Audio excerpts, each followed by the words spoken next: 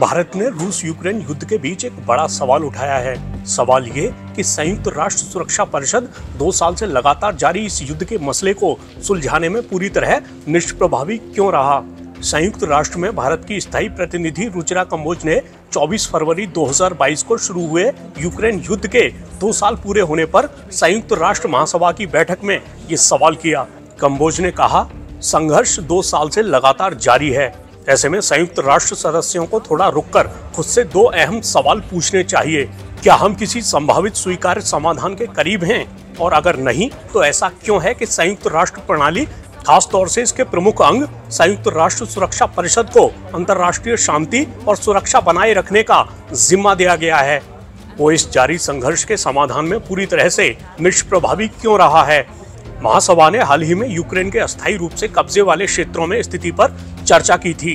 कंबोज ने सोमवार को इस चर्चा के फिर से शुरू होने पर संयुक्त राष्ट्र महासभा में कहा कि बहुपक्षवाद को प्रभावी बनाने के लिए पुरानी संरचनाओं में सुधार और उनके पुनर्निर्माण की जरूरत है, नहीं तो उनकी विश्वसनीयता हमेशा कम होती रहेगी और जब तक हम इस प्रणालीगत दोष को दूर नहीं कर लेते, हम निष्प्रभावी बने रहेंगे। कंबोज ने भारतीय प्रधानमंत्री नरेंद्र मोदी के इस बयान को दोहराया कि यह युद्ध का युग नहीं है। मोदी ने सितंबर 2022 में रूस के राष्ट्रपति व्लादिमीर पुतिन के साथ मुलाकात के दौरान ये बात कही थी। कंबोज ने महासभा में कहा कि भारत यूक्रेन में स्थिति को लेकर लगातार चिंतित है। उन्होंने कहा, हमने लगातार ये रुख अपनाया है कि कोई भी समाधान मानव जीवन की कीमत पर कभी नहीं निकल सकता। दुश्मनी और हिंसा का बढ़ना किसी के हित में नहीं है। उन्होंने कहा कि भारत ने शुरू से ही आग्रह किया है कि दुश्मनी को जल्द खत्म करने और बातचीत और कूटनीति के रास्ते पर तत्काल वापसी के लिए सभी प्रयास किए जाने चाहिए। आपको बता दें कि भारत ने रूस यूक्रेन युद्ध में किसी का पक्ष नहीं लिया है। इस बीच कंबोज ने कहा कि यूक्रेन संघर्ष के प्रति भारत का दृष्टिकोण जन केंद्रित रहेगा।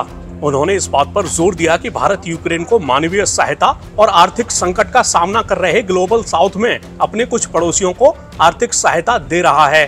ग्लोबल साउथ में अल्प विकसित और विकासशील देश आते हैं, जिनमें से ज्यादातर दक्षिणी गोलार्ध में स्थित हैं।